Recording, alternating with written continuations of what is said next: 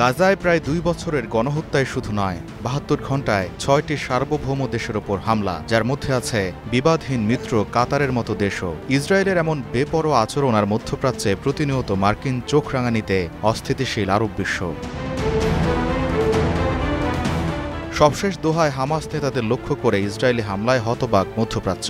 এরপরই নড়ে চড়ে বসছেন মুসলিম বিশ্বের নেতারা। জরুরি বৈঠকে কাতারের রাজধানী দোহায় তারা এখন এক টেবিলে। উদ্দেশ্য গাজা সহ মধ্যপ্রাচ্যে ইসরায়েলের আগ্রাসন বন্ধে নিজেদের মধ্যে ঐক্য গড়ে তোলা, তেল আবিবকে কঠোর বার্তা দেয়া।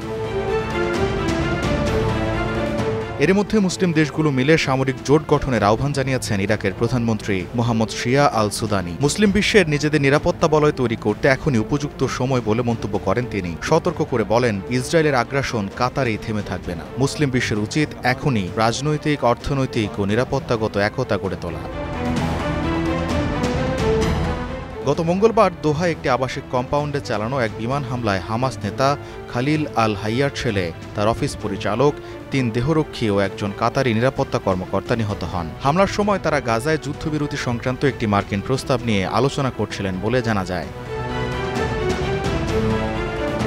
সেদিন মাত্র ৭২ ঘণ্টায় ৬টি দেশের ওপর হামলা চালায় ইসরায়েল। এর মধ্যে রয়েছে লেবানন, সিরিয়া, তিউনিসিয়া, ইয়েমেন, কাতার ও গাজা। এমন বাস্তবতায় আবারও একটি প্রশ্ন সামনে আসছে, যদি ইউরোপ নিজেদের রক্ষায় ন্যাটোর মতো সামরিক জোট গঠন করতে পারে, তাহলে ঘাড়ের ওপর ইসরায়েলের মতো বিপদ নিয়ে আরব কিংবা মুসলিম বিশ্ব তা করতে পারবে না কেন?